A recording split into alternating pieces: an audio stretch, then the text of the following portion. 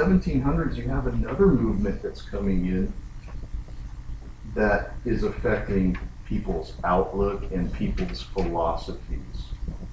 And that movement is the Enlightenment. You guys know what the Enlightenment was? Reuben, correct? Yeah. What is it? They felt that something created the earth, but they didn't necessarily believe it might be of God, but something created it, and they believed in science and a little bit of religion. George Washington, Thomas Jefferson, Thomas Paine, all our founding fathers and Jesus were atheists. That's right, exactly what you said. We have the birth of enlightened thinking. Now, the Enlightenment was a movement that came out of Europe, and it was really a movement to challenge authority. A little Western civilization lesson for you real quick. I teach that too. Not here. But in Western civilization in the 1600s, you have what are called absolute monarchs. Like kings and queens with like a whole lot of power, and all the power is concentrated with them. And they believe that they have the right to rule through something called the divine right of kings. Okay? Let's write that down. It's called the divine right. Like, why are you king? Because God says I am. You know? And you're gonna question God? I'm the king, you know? And what starts to happen in the 1700s is people start to question that view throughout Europe. And you start having political movements and stuff that start to go against that. And those ideas start to find their way over to the I keep saying the United States, but the American colonies. It's not like trade is the only thing benefiting both here. I mean, ideas are coming over too. Like there's books that are written by various people. One of the most famous Enlightenment thinkers is an Englishman actually, by the name of John Locke. John Locke wrote a book in which he talks about that human beings are born with 3 rights. And those rights are the right to life, liberty, and the right to own property. That's basically what the Declaration of Independence says in like the first paragraph, right? The right to have this, the right to have that. And so a whole generation of people in the New World are starting to believe that they are entitled to those things as well. And not only that, so that's challenging authority. That's challenging any authority structure that says like my way or the highway, you know? But another thing that's happening is this thing that's on the second part called deism. Deism is basically what Reuben said, where people, as they get more enlightened and they start thinking more critically and start thinking more outside of what religion tells you to think, they start thinking a little bit more progressively about stuff. Now, some people wouldn't say it's progressive, but most people back then would. Like questioning the existence, maybe not the existence of God, but that God definitely has a hand in everything. Most of our founding fathers, like you said, were what you call deists. They believed there was a God, but that God was not an active God. The term that comes to mind when I was taking this course like way back, like 20 years ago or whatever, that's how old I am. And I think this might help you. Deism is, and I don't want to write on that, is kind of the image of the clockmaker God. In other words, God winds up the clock and lets it go, if you want to make that analogy. That's what most of our founding fathers thought. Now, how different is that than when the Puritans first came, right? Because the Puritans believed that God just kind of lets go and just, there's a God, but God kind of just lets me die. Heck no, they believed God was very active. And you can see that God was active because God chooses who he favors, who he predestines, who he's going to let into heaven and stuff like that.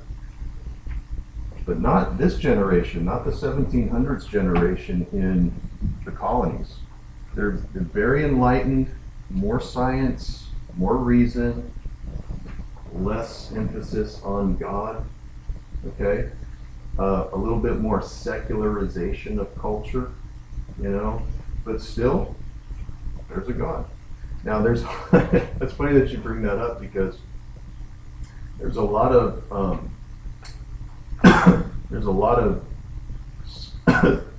scholarly research, as I nearly choked to death here. A lot of scholarly research that says that religion is very much at the heart of what our country is founded upon. There's not God in any of our documents, not a single one. Right. Pledge of Allegiance didn't have God, so it might be confused because the Red Scare was written by a Protestant minister. If you wanted God in the Pledge of Allegiance, you would put it in 1890. No, you're dead on. That's the big paradox about religion in America. People want to bring God, and there's certain people that want to bring God and Christianity back into our culture. And the reality is, it was never really there, like in the founding documents. Benjamin Franklin was a big, part of what America is. He went back and forth to Great Britain in America, and he was completely atheist. Yeah. And that's why they came, why those sentences starts off, church and state separate and all these words. Yes. And the first, amendment, all these things are really important to them. And that's another thing about the Enlightenment too. Another big emphasis was on the separation of church and state. There shall be no law establishing a religion or prohibiting a religion. So that's an important part of this too. So just remember that our religious roots in general are very much enlightened and very much away from what we think. Now that didn't stop people from having a little bit more emphasis in about the mid-1700s to go back to God. And America goes through these time periods sometimes every 100 years or so before 1900 called Great Awakenings. It's almost like at the beginning of the 1700s we're going away from God in the church. And then by the mid-1700s, about the 1740s, you have different preachers that come around and they start preaching a message of hellfire and brimstone. Like if you don't accept Christ into your heart, you're going to hell. And you better repent for your sins now. And it's kind of like televangelism before televangelism. Like on Channel 53 on Friday night when you're really bored, you got nothing else to do, and you're like, okay. Maybe I was back in my day when they used to show that kind of stuff, and they still don't show that. But it's like there becomes a bigger emphasis in some ways on some segments of the population to go back to what they believe God should do and God's role in the world and stuff, and more people start to become born again Christians. And this will happen almost 100 years later in like about 1820, which would be, I guess, 80 years later. But sometimes America goes back and forth between heavy religious emphasis and not. And you see it in the culture all the time. Like I teach at Fresno City too. And it's crazy. Like one of the things I do is I to get back on the freeway to get home. I don't know if you guys know Fresno very well, the Tower District, right? Olive and Wishon, you know where the Tower Theater is? Okay, so that's how I go back home, basically, from Fresno City as I go south on Wishon. And right before 180, there's Planned Parenthood, which is like, Planned Parenthood does abortions, and that's not the only thing they do. But they also help with family planning and stuff like that. And there's always somebody out in the front with a big old sign that says, pray to end abortion. It's like one person. And I'm like, okay. That kind of shows, on the part of some, they want to go back to how things used to be, or they want religion involved in our policy and decision making, all this kind of stuff. So It's kind of interesting. So, all that is to say, we do have some unifying characteristics. So other unifying experiences too. Let's talk a little bit about the political situation as well. In the borderlands as well as colonial politics. And there's two points I want to make here. The first one is that we do have, in terms of how the British kind of relate to the colonies. I told you that the British allow a level of autonomy. Now, to a point, okay? They don't allow the colonies to run free, but what they do very well is they sometimes do meddle in the affairs of the colonists when they see fit. Like in the 1660s, for example, they passed a series of laws called the Navigation Acts. The Navigation Acts are designed to ensure that basically any ships coming out of the colonies go here to Great Britain. They don't go anywhere else. They want to restrict trade with Great Britain. That's the most authority that the British Crown exerts. Okay, so they basically restrict trade. It's kind of like if America said to, trying to think of an example. America said to China, like, okay, China, you can only trade with us. And China would say, are you crazy? We're making money off of everybody else. Why should we do that? But if they agreed to that, that would be what they would try to do. And that's what the British Crown wants to do, is to try to ensure trade by restricting it, colonies only to sell to them, okay? Now, does that mean that the colonies aren't selling to other nations, though? What do you think?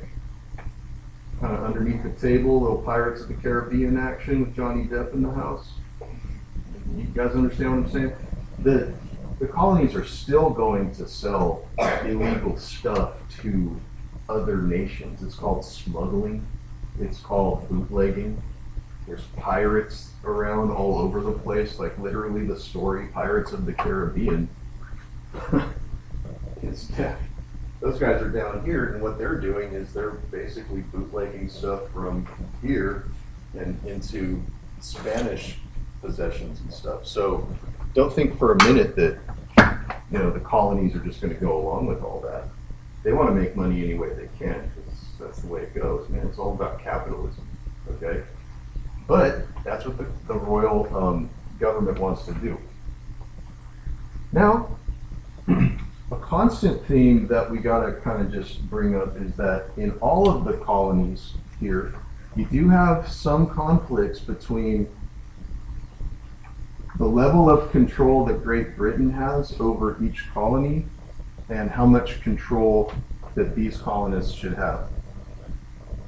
There is one area that the colonists would love to have control of over their own destinies, and it's the number one reason why we probably have an American Revolution by 1776. Do you know what it is?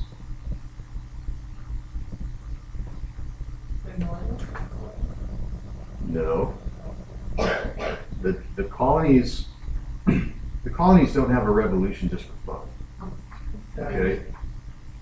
Taxation. It's not the paying of taxes that's the issue. It's where the money's going. That's not even the problem.